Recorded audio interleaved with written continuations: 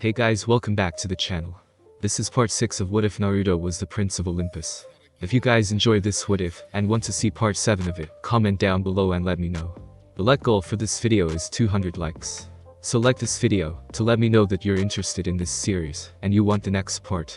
Check out my new videos of My Hero Academia what ifs in my second channel, and give it some love as well. Link is in the description. And go ahead, and check out other what ifs in the channel. Before we start, please do support for more awesome content. Don't forget to subscribe and leave a like, and also share this video with your friends. So let's start this video. 2 years later. She couldn't see their face, only the back of two men. One was a tall blonde with spiky golden hair wearing an orange jacket and black pants, while the other with straight black hair, navy blue sash wrapped multi-times around his head in dark colored cloth. Miraculously, they both standing on top of two lightning rod of two skyscrapers, as if they were standing on the ground, seemingly unfazed by the unimaginable hurricane around them. Sasuke. Yeah. Thanks for coming. I always know that I can trust my back to you. The blonde man smiled before suddenly his entire body engulfed in flame. Golden flame as black marks appeared around his body. You dragged me into this, Naruto, want it or not, his companion replied shortly. Purple flame appeared around him, before materializing into a gigantic ribcage. Shall we do this? And you want to ask? The blonde-haired man shouted, and they both launched each other at two different directions just as a gigantic hand shot down from the black, stormy sky, trying to grab one of them but fail. The angry roar of a monster from the deepest part of her mind woke Caitlin sharp from her sleep, making her fell from the chair she was leaning on to the floor of the running car she was in. She was a woman who was in her late 30s, but looking no older than a woman who was in her mid-20s with dark brown hair and dark color eyes with shapely figure. Caitlin, are you alright? A woman wearing a business suit asked worriedly, abandoning the paperwork she was doing on the table, and running over to the teenager girl, who was holding her head, slightly hurt from the impact. I'm alright, Mrs. Kathy, Caitlin smiled at the woman, Kathy, but her head was still hurt a little. I heard you screamed, before falling to the ground. What happened? Kathy asked before a frown made it to her face. You had those nightmares again, hadn't you?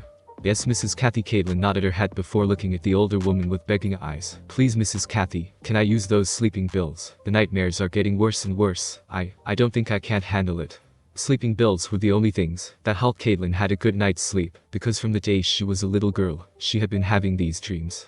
I'm sorry, Caitlin, but you know that they are not good for your health. The blonde young woman sighed in defeat. Plus, it not happen very often now, so I guess you don't have to worry. Soon they will all gone, and you will be fine. Okay? The girl nodded her head and stood up, returning to her chair and leaned her head on the window, looking at the dark raining street outside. All the sleepiness had disappeared anyway.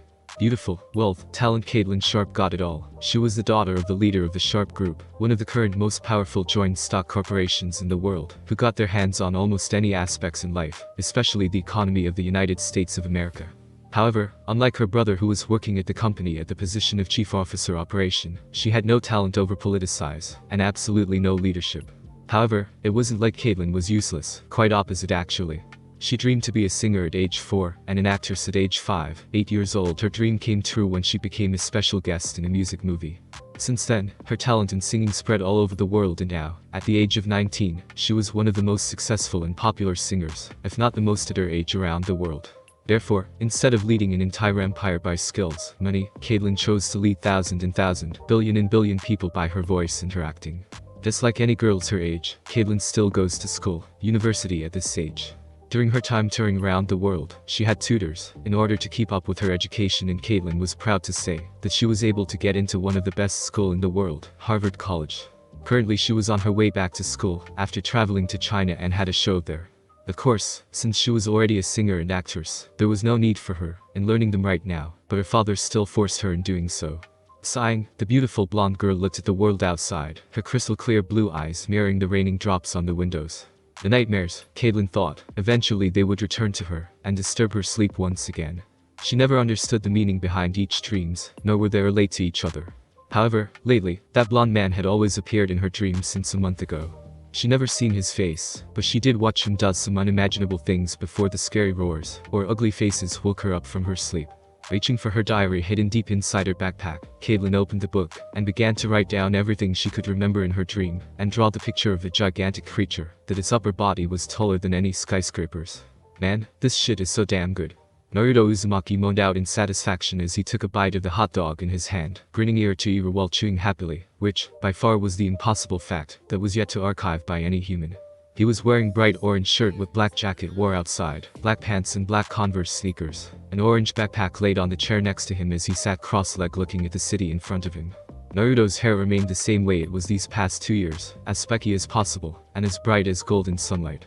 2 years had passed since his leaving, and Naruto had finally adapted to the mortal world called America around 1.5 years ago. Now, if they didn't know his true identity, they would mistake Naruto for your everyday New Yorker.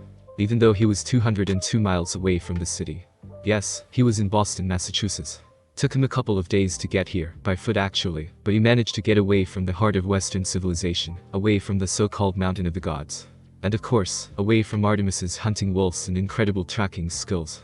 Even though he knew after Day of Ho's leaving the gods were searching for Naruto all over the world, Naruto didn't know how or why, but Artemis and her hunt was the one who was able to get close to him the most. Sure, she wasn't be able to see him, let alone catch him, but every time an auburn-haired woman appeared, Naruto understood that sooner or later her arrows would find the way to the place where the sun don't shine. He could feel her emotions every time he saw her cross the street, and not every time they were positive. To tell the truth, the negative emotions became much worse every time he managed to escape right under her nose. At least he found a way to hide his present now. Artemis's presence stopped appearing about 3 months ago, probably still searching for him somewhere else. Wasn't it so cool to be able to get away from the hunting goddess? Standing up, Naruto pushed the last of the hot dog into his mouth and turned around, throwing the orange backpack onto his left shoulder. Naruto headed to the nearest bus station, to head to the place where Ruka or any other teachers at Ninja Academy would never imagine he was able to get into. Even though the education here was a bit different. Grinning ear to ear, Naruto climbed onto the bus, bought a ticket and sat down on a chair, put on the headphones and turned on the white iPod in his pocket. Throwing the cap of his jacket over his head, Naruto waited patiently for the bus to get to its last stop, Harvard University. Yes, Harvard University, Harvard College to be specific. Now who's going to say he is not smart now? Some might ask how in the freaking Hades Naruto was able to get into a school like that, and why would he need to study since the basic knowledge Athena taught him was more than enough to survive in this world. The problem lay right in the person who taught Naruto the basic information of this world, Athena. He couldn't care less about other gods and goddesses, especially the goddess of wisdom. Escaping from Artemis was one thing, but from Athena was another. She was smart, extremely smart. He already saw it from the first day they met, but he couldn't believe that there was someone who could outclass Shikamaru's late father in tactics. Athena almost caught him once, and if it not for some help, he would have to put on a fight to get away from her. Hell, she even came to Elemental Nations for the second times to search for him, knowing that it would be the first place he goes to. Because in Athena's eyes, he was rather dumb and stupid, the last place she would choose to search for him would be some of the most popular schools around the world. After a lot of hard works and lot of clones, he got admission and finally got Athena from his tail. It had been 2 years, not a single day Naruto stopped wondering what was going on up there.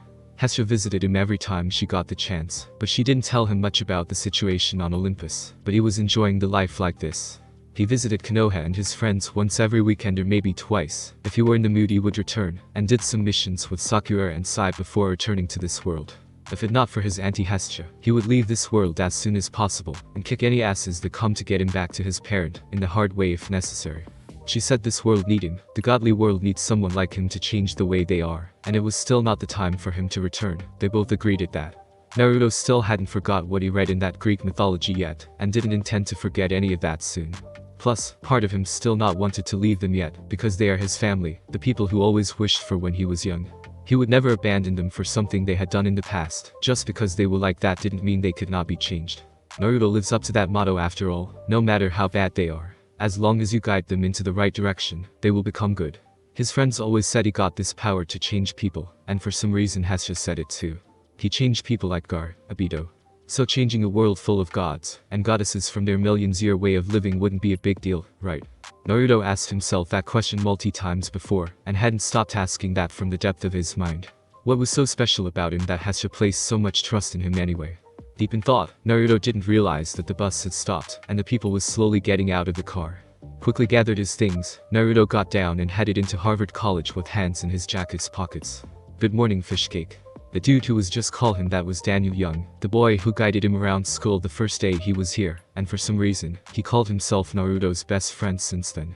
Now Naruto didn't have any problem with people calling him fish cake, intentionally or unintentionally it was good nonetheless. However, when they called it like they was making a joke, it pissed him off. It was a nice name, made by his lady Rosenin, when he was eating ramen. The Toad Sage even used it to the main character of the tale of the utterly gusty shinobi. What do you want, Daniel? He could flick this guy away, knocking his skull in if he want, but he didn't want the tomorrow newspaper's first page's article would be dead body found in Harvard campuses. This person was excessively annoying to his taste. What are you up to today? You coming to school sooner than usual? The black-haired boy asked with an excited tone. Daniel Young wasn't a bad-looking college student, but compared to Naruto, who was in another league of his own, that kind of level was totally out of Daniel's reach. Not to mention Naruto was taller than him, standing at 5'11". The girls hailed Naruto Uzumaki as the most attractive boy on campus. Not to mention the whisker marks on his cheeks made them squealed out in delight every time he was in sight. He guessed it was something that would never change Earth or Elemental Nation. Oh, I get it. A mischievous smile made its way to the black-haired boy's face as he stared at Naruto. You came here this soon to see Caitlyn Sharp, didn't you? Who is that? Naruto asked, totally confused. Ahaha. Daniel laughed idiotically for a second before his voice became quieter and quieter before looking at Naruto with a look of horror. You kidding, right? No, Naruto replied blankly. Did you watch the news? He asked with a shock. Scratch that, did you watch television? Of course, I watch UFC every day. It was the only thing Naruto watches every time Naruto turned the TV on. The other shows were too boring for his taste, only UFC was the only thing that took his interest. Speaking of which, he should try out some of the cooler moves he saw from the UFC fighters. That's not the point, dude. He shouted, earning quite a lot of attentions from the other students. You're telling me you don't know Caitlyn Sharp, the Caitlyn Sharp? No need to shout like. However, he didn't have the chance to finish it, because Naruto suddenly felt a slight tingle at the back of his head. His warrior intuition was telling him something was not right. Indeed it was. At the other side of the street was a large horde of large, black mastiffs-like beings with glowing red eyes, various sizes from a grizzly bear to a rhino, or a small truck. Hellhounds? Naruto thought with his eyes slightly widened in surprise.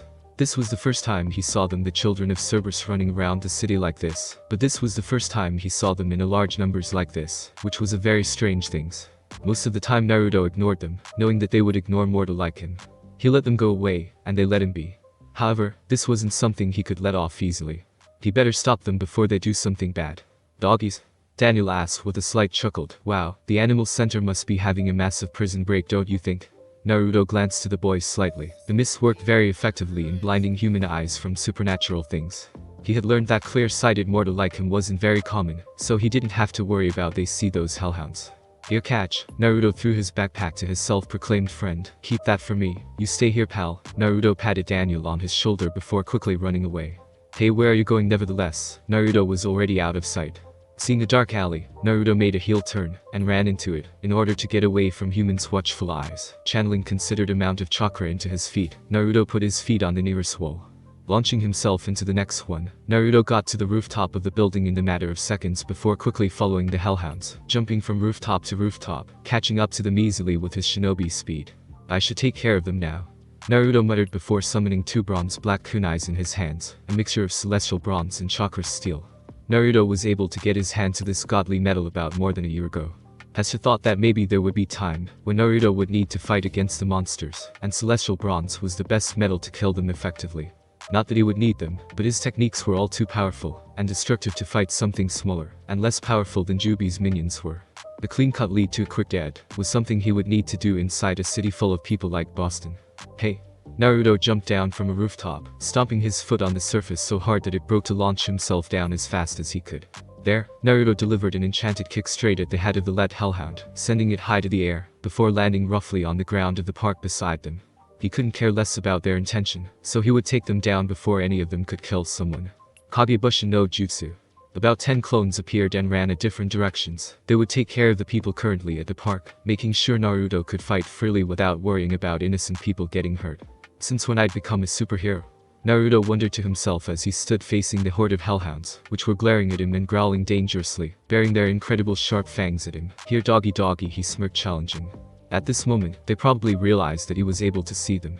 All at once, they shot at him and Naruto turned around sharply, starting to run straight at the park. However, right in front of Naruto, running at him with neck-breaking speed, his claws sinking deeply into the ground with each lightning-fast steps. The monster roared angrily and leaped forward to grab him, trying to bite Naruto's head off his head. But Naruto was faster. He crouched down, and also leaped forward with his arms outstretched, twisting his body in mid-air, slashing his kunais deeply into the neck of the massive hellhound, killing the beast instantly. Naruto landed on the air just as the beast smashed into the other of its kind before turning into golden dusts. The smirk still presented on his face. After the war, Naruto didn't get much action, so doing something like this was a great thing for him. Without the need to turn around, Naruto jumped once again, stabbing his left kunai at the side of the head of the Hellhound, trying to make a sneak attack on him, turning it into golden dust. His fist tightened and Naruto punched as hard as he could on the head of another Hellhound from upside down, making it roar out in pain as its body was forced down to the ground hard enough to crack the area.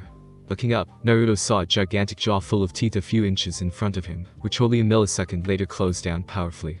However, all the beast got was a piece of wood in its mouth. Kunai isn't the only thing I fused with celestial bronze. You see, Naruto smirked, standing a few feet away from the monster. Bringing both of his hands behind, Naruto summoned a massive windmill shuriken from the seal at the back of his right wrist.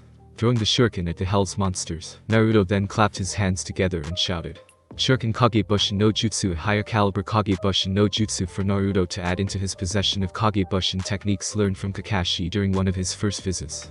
The attack was devastating. Thousands of windmill chakra head toward the horde of hellhounds, which got nothing to do other than stood watching the shuriken finished off their life, acting as the one-way ticket for them to Tartarus. The biggest one, being the fastest and strongest, survived the devastating attack. And it always have to be the big one. A golden Rasengan appeared in his palm this morning, and like just what he wanted it to be. The crowd was gathered in front of the school. Students, people with their cell phones out, camera mode on, and flash of light could be seen almost anywhere. Even reporters and journalists were present, with the gears full on their body. "It's her. Here she comes." The crowd roared out excitedly as the door of the colorful bus stopping in front of Harvard College School's gate slowly opened. "Hey, get out of the way, I can't see a thing," Daniel shouted as he tried to get past the crowd of people, but it was almost impossible, because he was carrying 2 backpacks at once, seemingly stopping him from walking any further.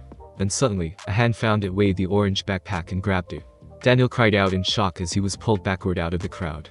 "Hey, what are you thin, Naruto?" he shouted in shock. "Thanks for keeping this for me." Naruto returned his bright colored backpack to his shoulder. "The first class is microeconomics, so we better get moving." But, Caitlin Sharp is right there, 3 steps away from us," he shouted, pointing his hand at the bus and the crowd, which was crying out in excitement for unknown reason, at least for Naruto. "So? She isn't some expensive and rare diamond that you can only see once in your lifetime." Naruto shrugged and walked ahead. However, he stopped when a droplet of water fell onto his face. Looking up, Naruto saw that it was about to rain. 3 minutes ago, the sky was beautiful and cloudless. The sunlight was warm and all. But now, the sky was full of dark clouds, and he could feel the wind is about to pick up the speed. More and more drops of water fell from the sky, and it started to rain, heavily. "Oi, what the hell, Naruto? Get in here before you catch a cold." Daniel really doubted a man like Naruto could get a cold that easily, but he was standing in the middle of the rain and looking at the sky strangely, unfazed by the wind. Hellhounds running around the place. Weather changed drastically. If he didn't know any better, Naruto would think that this was pretty normal. Just what was happening up there? "Just what are you reading, Naruto?" "Greek mythology." Naruto answered simply as they were both sitting at a table at Harvard's elegant dining hall, enjoying one of the most luxurious lunches any university around the world could offer. Greek mythology. The book he just borrowed from the library was in his right arm, while a burger, which was the 5th one, was in his left hand. Naruto didn't think that there would be the day he picked up this book again, and just by reading it made his stomach sick. "Why can't they serve ramen anyway?" Naruto asked, finished his burger and picked up the next one from the mountain of various kind of burger on the table at his right. "Well, downgrade foods like that." Naruto flicked the toothpick straight to the middle of Daniel's forehead, making it impaled into his head. The boy cried out in pain, and quickly pulled the toothpick away from his head, looking at Naruto angrily. "What the hell, man? Don't ever call ramen downgrade food, got that?" he warned with a very dangerous tone. "Geez, alright, you're a fan of it or something." He looked at the toothpick, while using a handkerchief to hold his bleeding forehead. "How can you flick this thing so hard anyway?" "Lot of practice flicking eraser piece at idiots like you," Naruto said blankly. His attention returned to the book, searching for every details that involved problem between gods that would cause changes to mortal world. He could ask Hestia directly, but something was telling him that she shouldn't leave Olympus at this timing. "Anyway, what are you? Holy shit." "What?" Naruto asked, looking up from his book. "She's here, look." Daniel gestured his head to the behind of Naruto excitedly, and this time, Naruto turned around to see it. Standing in front of the door of the dining hall was by far the most beautiful mortal girls he had ever seen around here, with straight yet stylish golden blonde hair, holding up by a blue headband on top of her head. Her sky was sky blue, the same color of his size. She was wearing the wine-color t-shirt of Harvard University, with the top strained against the size of her bust, dark-colored jeans and brown sneakers. The young woman dressed simple, yet spoke volume of her feminine figure and physical charm. Well, she looks good. She was no doubt the same age as he was. But she's totally gorgeous, man. Daniel said in disbelief. We shared 3 classes together this morning, hadn't you realized?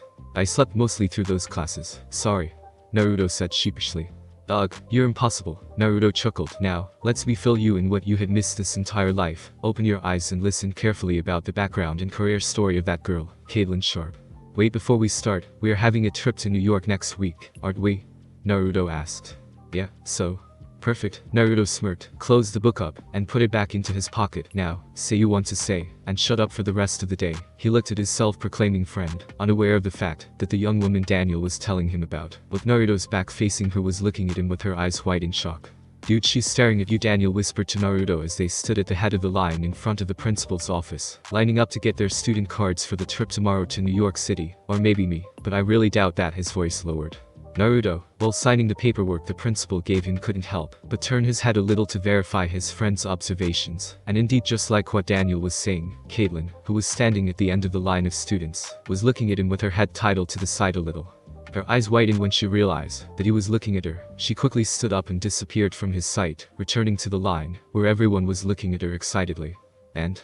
Naruto asked Daniel lazily. Why don't you think that she was simply wondering what's taking the two of us so long, making the entire line waiting impatiently for their turn? He shrugged his shoulder, taking the student card from the principal, and put the blue necklace around his neck, hanging the student card in front of his chest. Dude, she has been staring at you this whole time, all day. Daniel tried to reason. Of course, since you sleep through most classes you don't know that. You're mocking me, aren't you? Naruto asked, since usually, it was the other way around. Maybe Daniel was spending too much time around him to the point he was greatly influenced by his personality. Not at all, buddy. The self-proclaiming best friend shook his head. What was with that girl anyway? Naruto wondered in his head. It wouldn't be a surprise if she was Aphrodite in disguise and came here to find him. It did happen once before, and if not for the fact that she always used that ridiculous strong perfume, he wouldn't have been able to recognize her. He had come to learn that the goddess of love could change her appearance as well. Normally it would be the person's ideal of beauty, but indeed she could change into any appearance she wanted to. However, that girl wasn't using that kind of cosmetic product. With his sense of smell, Naruto could see that she does use perfumes, but different in both quantity and quality from the ones the goddess of love used, and he was grateful for that. She could be a demigod, Aphrodite's daughter to be more specific. With that kind of beauty, clearly she could be the child of the beautiful goddess. Naruto knew about the way of the gods, especially their affairs with mortals, and he doubted their 1,000 years of living would change the way they were, even now. Naruto, are you gay? Say what? Naruto nearly cried out in shock. That was the last question he would expect from anyone. It was standing in the quiet library of Harvard University, one of the most quiet places in the world, so his voice earned a lot of attention from the students, and a rather pissed-off glare from the librarians. They all did it once. Sorry, he scratched the back of his head and smiled nervously at them before grabbing Daniel's collar, dragging him out of the library onto the stairs of the students and the certain blonde. Naruto threw the black-haired boy into the wall rather roughly before looking at him with an evil smirk on his face, cracking his fists. Give me one good reason not to punch your skull in, Naruto asked dangerously.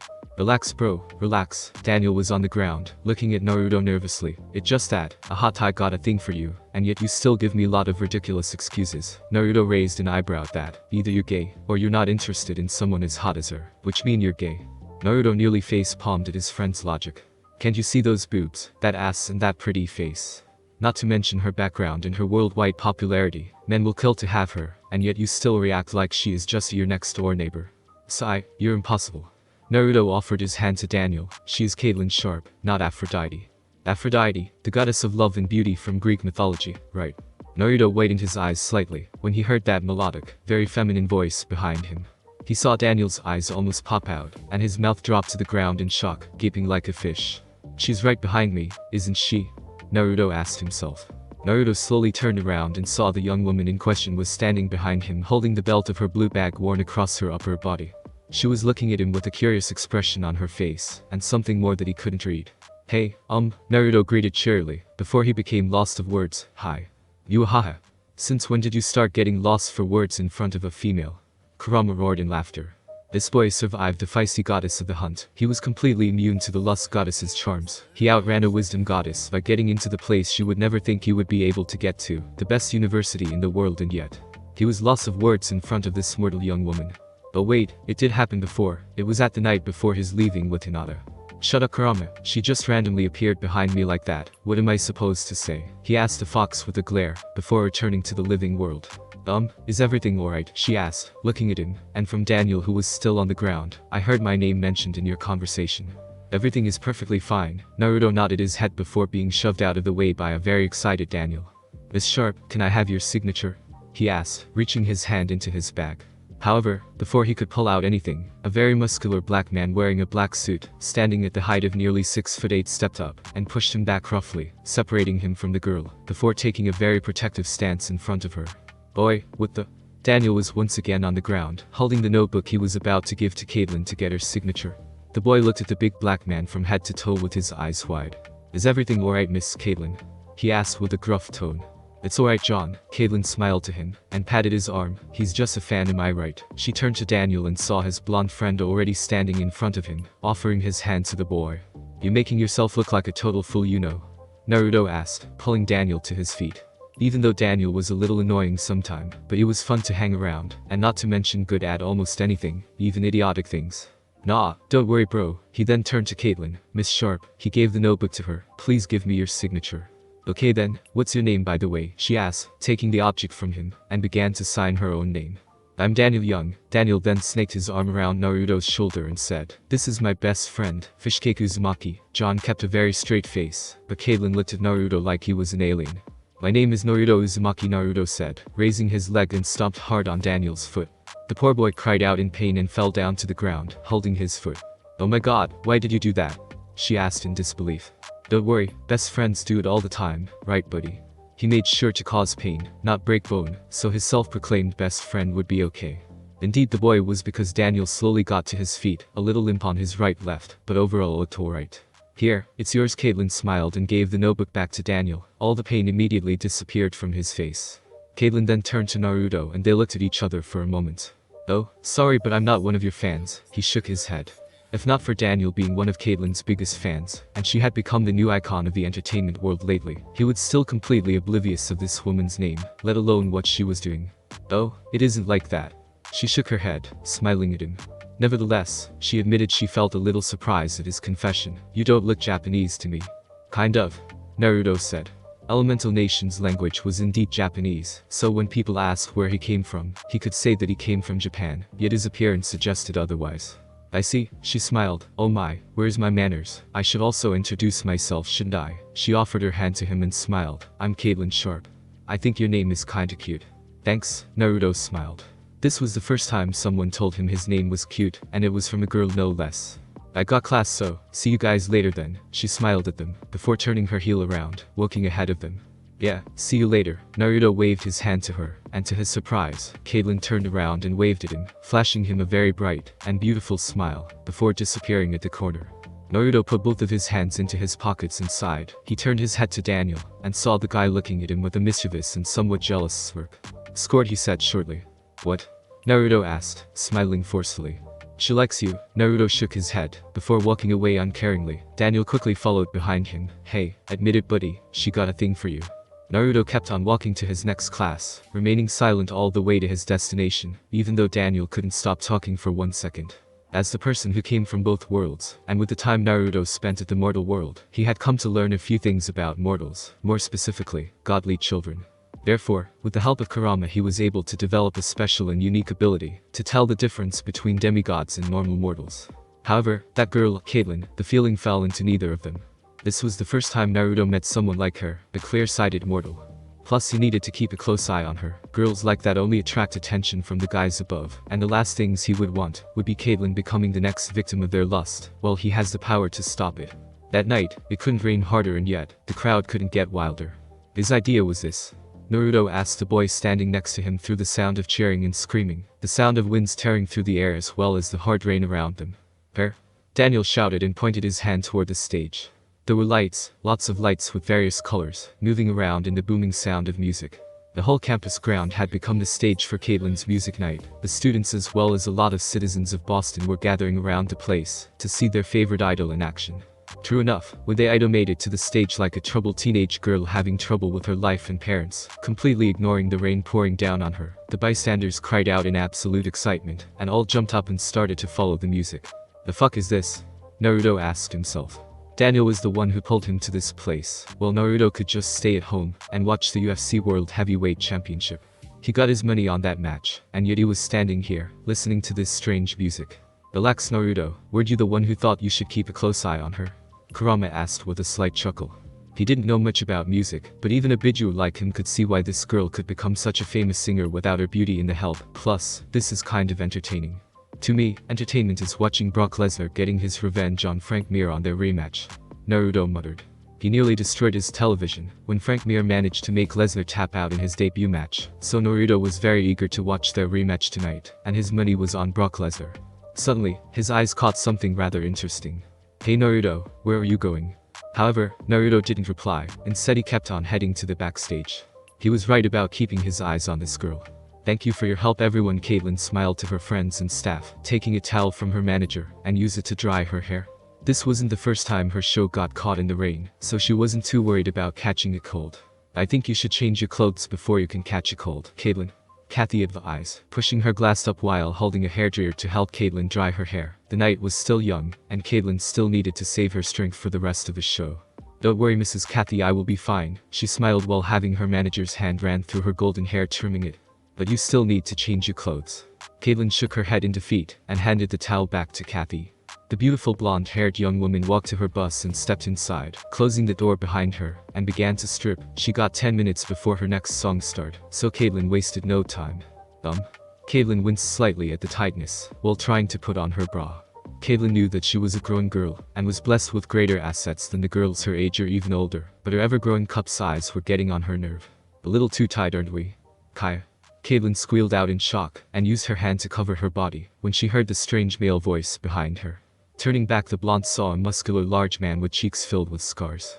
He was wearing black jeans, combat boots, a leather duster, and muscle shirt with a bulletproof vest and an iron padlock necklace. A pair of red-tinted wraparound sunglasses to cover his eyes. Who are you? She screamed out. How did you get in here? She asked in shock, scared. The door wasn't locked, so I let myself in, he said with a leer, and began to step forward, taking his jacket off. No. Get away from me. Caitlyn screamed, grabbing everything in her arm's reach, and threw it at the man, but he easily swiped them out of the way, even the sharp and pointy things. I like feisty girls, it makes things even more. But before he could finish that sentence, coming from behind Caitlyn, was no longer the random thing, but an actual weapon. A kunai. No freaking way, Ares muttered before his cheek was cut by the kunai, which was thrown faster than any bullet. The away, from the window at his left, Naruto jumped in with an angry shout, breaking the window with a powerful kick which also made a contact with Ares' face. The god of war cried out in pain at the all-too-familiar force, which was strong enough to shake the entire bus with shockwave, before sending him out of the place through the opposite window. Naruto landed on the bus, and turned his head to look at Caitlyn, who was staring at him in shock with her eyes wide. He gave her a thumb up before jumping out of the window. Fancy seeing you here Ares, Naruto said in perfect ancient Greek. How are you? Fucking punk. His smirk widened when Ares furiously used his hand to wipe the itcher away from his cheeks, leaking down from the cut. So you were hiding at this place all this time, eh? You fucking coward, do you know how much troubles you had caused for us gods on Olympus by simply disappear? I will fucking kill you, asshole. Naruto nodded, but didn't care much about it. I happened to come across this place. Surprise, huh? Naruto asked. If you still want to fight, I will kick your ass harder than what I did last time. His fist tightened. Naruto didn't know what about the other gods, but Ares' actions disgusted him. He wanted to beat this guy until his mother wouldn't recognize him. TCH. Remember, we're not done yet, punk. Ares was one of the first gods who got the pleasure of tasting Naruto's strength, so he chose the smart move in the current situation and teleported away. Damn Hades, and I thought this place can't get any. Stop. Bang. His reaction got the better of him. Before the gun could even release the bullet, Naruto already moved his body out of the way by bending his back to the side, so the lead object flying at almost the speed of sound passed through him harmlessly. The hell? Naruto muttered and turned his head to the behind him and saw John, Caitlyn's bodyguard, standing with a smoking handgun in his hand, pointing at Naruto. His face was what people could say absolute shock, and the beautiful singer was no better. She was also in her state of shock with her jaw dropped to the ground. Boy, did you just shoot me? He asked. Sorry, it was a misunderstanding, he said, but did you just dodge a bullet?